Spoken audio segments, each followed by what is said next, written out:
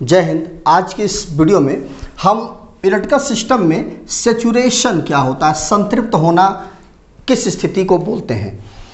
देखिए, ये हमारा ट्रांसफार्मर है और ये हमारा मोटर है। ये दोनों इलेक्ट्रिकल सिस्टम में दो अलग अलग इक्विपमेंट हैं, लेकिन लगभग दोनों का जो प्रिंसिपल है वो एक ही जैसा लगभग हो जाता है, क्योंकि यह प्योर इलेक्ट्रिकल पे काम करता है और ये भी प्योर इलेक्ट्रिकल पे ही काम करता है। और ये सैचुरेट किस स्थिति में होता है, मतलब संतृप्त किस स्थिति में होता है, उसी को हम इस वीडियो में समझेंगे। यह एक बहुत ही बेसिक सा क्वेश्चन है, लेकिन बहुत ही कंफ्यूजन भरा क्वेश्चन है।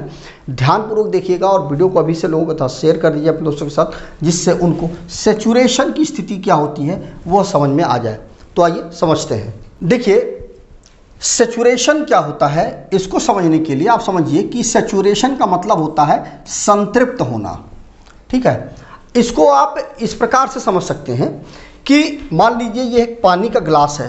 ठीक है, पानी के गिलास में हमने क्या किया कि एक चम्मच चीनी डाला। मैं एक एग्जांपल से समझा रहा हूँ आपको। एक चम्मच आपने चीनी डाला और उसको आपने हिला दिया तो चीनी मिल गया।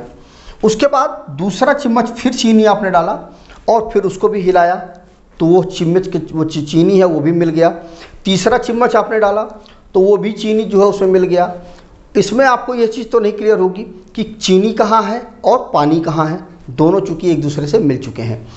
चौथा चम्मच इसी प्रकार से डाल दीजिए, पाँचवां डाल दीजिए, छठवां डाल दीजिए, सातवां डाल दीजिए। लेकिन एक स्थिति ऐसी आएगी जब पानी में चीनी का मिलना रुक जाएगा।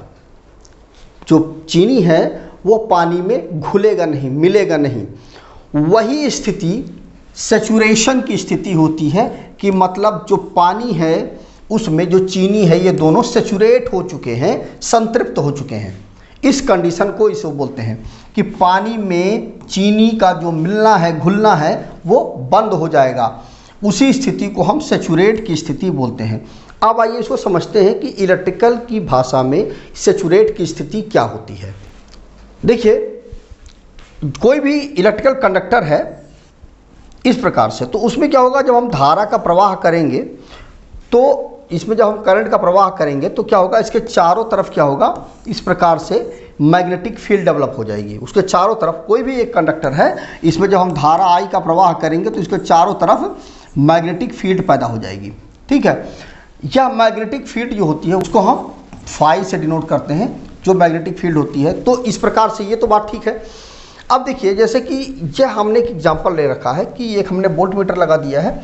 अब देखिए इसमें क्या है कि जब हम इसमें सप्लाई देंगे, इसमें जब हम धारा आई देंगे तो इसमें क्या होगा, मैग्नेटिक फील्ड पैदा होगी। ठीक, अब इसके चारों तरफ मैग्नेटिक फील्ड पैदा होगी। देखिए, इसको मैं यहाँ पे अभी मैं आपको समझाता हूँ। तो इसमें जब हम धारा देंगे और मैग्नेटिक फील्ड पैदा होगी तो क्या होगा, करंट को हम बढ़ाएंगे। क्या करेंगे, हम करंट को इसमें हम बढ़ाते जाएंगे तो क्या हो जाएगा कि इसके चारों तरफ जो मैग्नेटिक फील्ड है, इस प्रकार से जो इसको चारों तरफ मैग्नेटिक जो फील्ड है वो बढ़ेगा। लेकिन एक समय आएगा जब मैग्नेटिक फील्ड का बढ़ना जो है वो रुक जाएगा। जैसे यहाँ पर देखिए, यहाँ पर हमने क्या किया कि करंट दिया हमने। ठीक है, तो ये करंट दिया तो यहाँ तक मान लीजिए ये 1 एम्पियर हुआ, ये 2 एम्पियर हुआ, ये 3 एम्पियर हुआ, ये 4 एम्पियर हुआ। ठीक है, अब यहाँ पर देखिए हमने करंट दिया, ये हमारा 1 एम्पियर का करंट हुआ तो इतनी मैग्नेटिक फील्ड हमारी पैदा हुई। ठीक है, जब हमने 2 एम्पियर का करंट दिया तो ये मैग्नेटिक फील्ड हमारी पैदा हुई, और जब हमने 3 एम्पियर का करंट दिया तो ये हुआ। लेकिन जो 4 एम्पियर का जब हम करंट देंगे तो मैग्नेटिक फील्ड हमारी ये आ जाएगी। लेकिन इसके बाद देखिए यह जो लाइन है वो इस प्रकार से सीधी हो जाएगी। फिर क्या होगा कि यदि आप करंट को बढ़ाते भी हैं तो कोई भी प्रभाव नहीं पड़ेगा, जो मैग्नेटिक फील्ड है वो बढ़ेगा नहीं, मैग्नेटिक फील्ड कांस्टेंट हो जाएगा। करंट आप चाहे कितना भी बढ़ा लीजिए। फिर से एक बात, इस चीज़ को फिर से एक बार समझ लीजिए कि ये जो हमारी इलेक्ट्रिसिटी है, देखिए यहाँ पर जब यह 1 एम्पियर की स्थिति है, ये 2 एम्पियर की स्थिति, ये 3 की है और ये 4 एम्पियर की स्थिति है।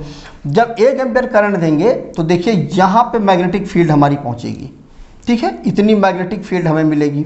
जब 2 एम्पियर करंट देंगे तो इतनी मैग्नेटिक फील्ड मिलेगी, और जब 3 एम्पियर करंट देंगे तो इतनी मैग्नेटिक फील्ड बनेगी, और जब 4 एम्पियर करंट देंगे तो ये मैग्नेटिक फील्ड हमें मिलेगी। और 4 एम्पियर की जो करंट की स्थिति होगी उसके बाद जब आप 5, 6 कितना भी करंट दीजिए तो चूंकि ये जो स्थिति है ये सीधी हो जाएगी ना, मैग्नेटिक फील्ड की जो लाइन है देखिए वो सीधी हो जा रही है। अब चाहे आप जितना भी करंट बढ़ा लीजिए कोई फर्क नहीं पड़ेगा, मैग्नेटिक जो फील्ड है हमारी वो बढ़ेगी नहीं, वो कांस्टेंट रहेगी। ठीक है, वही चीज़ यहाँ पर भी है कि जब हम इसमें धारा आई बढ़ाते जाएंगे, एक समय आएगा जब इसकी मैग्नेटिक फील्ड बढ़ना बंद हो जाएगी और मतलब जितनी मैग्नेटिक फील्ड है उतनी ही बनी रहेगी, उससे ज़्यादा मैग्नेटिक फील्ड नहीं बढ़ेगी।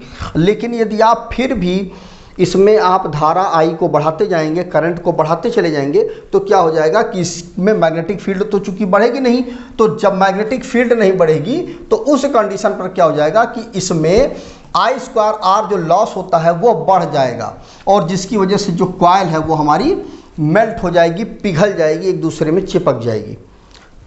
ठीक है, कुल मिलाकर के बात ये हुई कि जो मैग्नेटिक फील्ड है उसको बढ़ने की एक सीमा है और जो जिस सीमा पर करंट की वजह से जो मैग्नेटिक फील्ड बढ़ रही थी वो बढ़ना रुक जाएगी, उसी स्थिति को हम क्या बोलेंगे, सैचुरेशन पॉइंट बोलेंगे। मतलब ये हुआ, इसीलिए किसी भी इलेक्ट्रिकल मशीन में सैचुरेशन पॉइंट से थोड़ा सा नीचे ही उसको ऑपरेट किया जाता है। मतलब ये हुआ कि ये जो है, ये जो स्थिति है, इस स्थिति पर ही, इस सैचुरेशन स्थिति पर ही हम पूरे सिस्टम को हम चलाते हैं। मतलब इसमें धारा उसी स्थिति तक देनी चाहिए कि जब वो सैचुरेट स्थिति पर ना पहुंचे, सैचुरेट स्थिति से जस्ट पहले हम ही मशीन को चलाते हैं, जिससे वो अपना बेस्ट रिजल्ट देती है। ट्रांसफार्मर हुआ, मोटर हुआ या जो भी चीज़ें हुई, उनमें हम वहीं तक करंट देते हैं, उसी स्थिति तक करंट देते हैं जिस स्थिति पर वो सैचुरेट ना हो, कि मैग्नेटिक फील्ड अब बढ़ना बंद ना हो जाए। मतलब ऐसा अगर मान लीजिए मैग्नेटिक फील्ड बढ़ना बंद हो गई तो क्या हो जाएगा कि फिर तो कोई मतलब ही नहीं रह गया ना, तो उसमें क्या हो जाएगा, फिर I²R लॉस बढ़ जाएगा और जो उसके अंदर की जो कॉइल है वो पूरी मेल्ट हो जाएगी। तो हम उस स्थिति पर नहीं जाना चाहते, नहीं हम उस सिस्टम को चलाना चाहते हैं, क्योंकि उस स्थिति पर जाने के बाद हमारा का पूरा सिस्टम जो है वो कोलैप्स हो जाएगा। उसी स्थिति को हम क्या कहते हैं, सैचुरेशन पॉइंट बोलते हैं, जिस पर धारा बढ़ने के साथ साथ मैग्नेटिक फील्ड बढ़ती नहीं है, मैग्नेटिक फील्ड कांस्टेंट हो जाती है। तो मुझे उम्मीद है कि आपको सैचुरेशन की क्या स्थिति होती है, सैचुरेशन क्या होता है इलेक्ट्रिकल में, वो आपको समझ में आ गया होगा। तो वीडियो अगर अच्छा लगा हो तो वीडियो को लाइक करिएगा, शेयर करिएगा अपने दोस्तों के साथ, जिससे उनको भी इसके विषय में जानकारी मिल पाए। और यदि आपके मन में कोई क्वेश्चन है, कोई प्रश्न है जिसका आपको उत्तर नहीं मिल रहा है, तो कमेंट करके ज़रूर पूछिएगा। अगर आपका प्रश्न अच्छा हुआ तो मैं उस पर वीडियो ज़रूर बनाऊँगा।